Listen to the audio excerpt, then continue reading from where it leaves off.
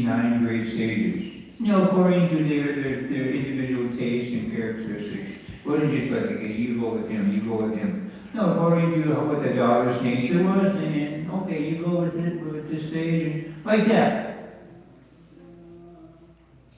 And also, earlier, the Supreme Personality of Godhead told Kardamamuni, Lord Vishnu told Kardamamuni, that I will appear as your son. So just before this verse, earlier in this chapter, the Lord, the incarnation we know as Kapila Muni, he came to teach, to teach Sankhya philosophy, Sankhya Yoga.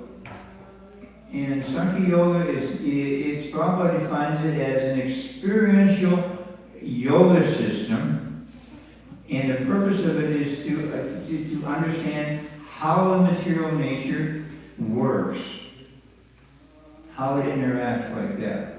So he came to teach that not just to his mother, Devahuti, but to all human society. So here in today's verse, Lord Brahma has come with the sages. They've already given, they means Kardamamuni and Devahuti, they gave their 9 daughters. And Kardamamuni is speaking to Lord Brahma. And in this verse, in yesterday's verse, and in tomorrow's verse, the next verse, he is giving a comparative analysis of the Jnanis. There's 4 classes of human beings. There's the gross materialists. In Vedas, they're known as karmis. They are only interested in performing material activities to get the result. They're not interested in pious or sinful. They have no concern. They don't care. They'll do anything they want. That's the lowest class of human being. The higher above that, you get into 3 transcendental classes.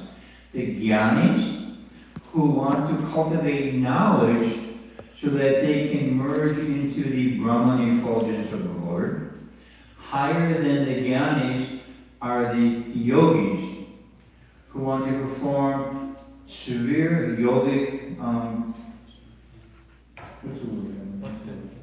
Not austerities, but yogic performances. Yeah, yoga is a sacrifice. Because by the perfection of the yogic principles, that's the word I'm looking for, one achieves mystic powers. So they're the second class, but above them are the bhaktas, the devotees of the Supreme Personality of Godhead, who are not interested in cultivating knowledge, transcendental knowledge, like the Jnanis, who are not interested in attaining mystic powers, like the yogis. Devotees of the Lord, we are only interested in pleasing Lord Krishna. And this is personified by the residents of Vrindavan during the time of Lord Krishna. The cowherd men, the cowherd girls, the cowherd boyfriends of Lord Krishna, the cowherd gopi girlfriends of Lord Krishna. Their only desire in their entire existence is to make Krishna happy. They do not care about social etiquette. They do not care about the cultivation of knowledge. They only want to please Lord Krishna. And this is their constant meditation, 24 hours a day, 7 days a week. Even when they're sleeping, they're meditating and dreaming upon the activities of Krishna. Like this. This is our goal. This is our goal as devotees of the Lord, as bhakti yogis. Because bhakti is the highest form of yoga. Like the word Ashtanga yoga. Asta means 8, and Anga means like limb or branch. So Ashtanga yoga, there's 8 different steps within the yoga system. Yama, Niyama, Hatha yoga, culminates in Samadhi. The initial 7 activities within the yoga process, the steps is the word I'm looking for, is so that the body and the mind can sit perfectly, calmly, and in peace, where the mind is not disturbed, the body is not disturbed, and in that state, If our mind is properly controlled, we can focus it completely on the Supreme Personality of Godhead. And that stage is called Samadhi, where one is not aware of what is going on with the body. One is not aware of what is going on outside of the body. In fact, there's stories, pastimes in the Bhagavatam, where very powerful sages have sat in or stood in meditation, so much focused on their meditation that their body becomes completely consumed by insects. And by their mystic power, they're able to circulate their life air through the bones of the skeleton. You have skeletons standing for hundreds of years.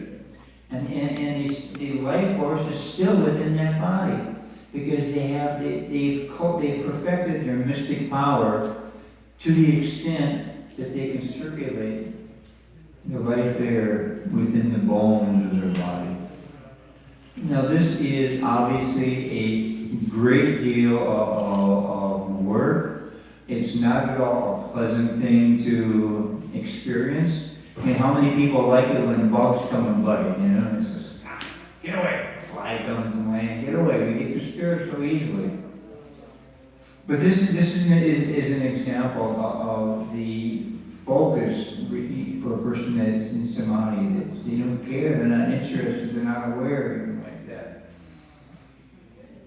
So, the Supreme Personality of Godhead, Kapila Muni, he has come, he has appeared from the womb of Devahuti, and at this point in time, Kardama Muni is going to take sannyas, which he told Swayambhuva when he told Devahuti before he agreed to marry her, that I will remain as your husband until we conceive, and after you give birth to a son, I will take sannyas. Are you okay with that?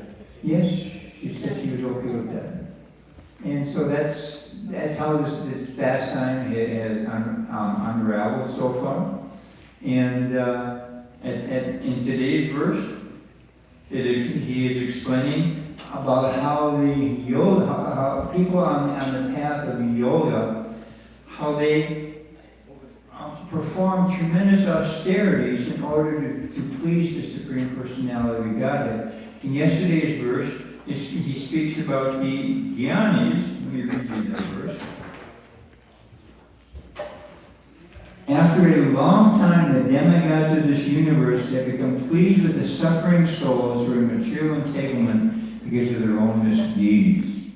So when someone performs pious activities to worship the demigods are easily pleased, and they give gifts according to their particular ability. Like there's a demigod in charge of water, one in charge of fire, and there's so many millions of demigods.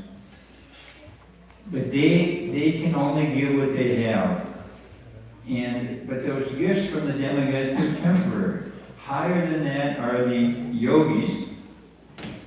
And Kardama Muni is saying that after many births, and when the yogi achieves maturity in that practice, then he receives the blessings from the Supreme Lord. And he's comparing it to these two, to the devotees. And for a devotee, it's very easy for us to attain the mercy of the Supreme Personality of Godhead. Why?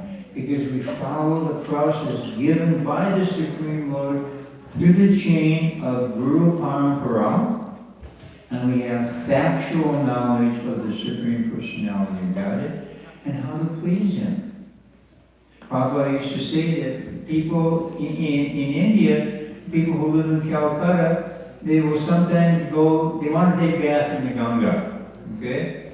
Well, a branch from the Ganga goes off the main river and goes to Calcutta. But people will perform the austerities of going up to Haridwar to bathe there.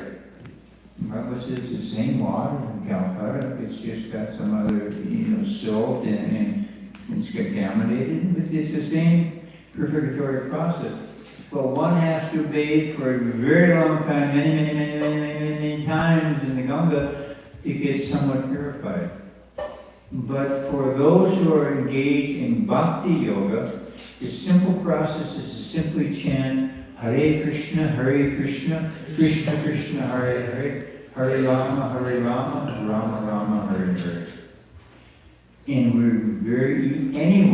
everyone can very quickly become purified by following that simple process.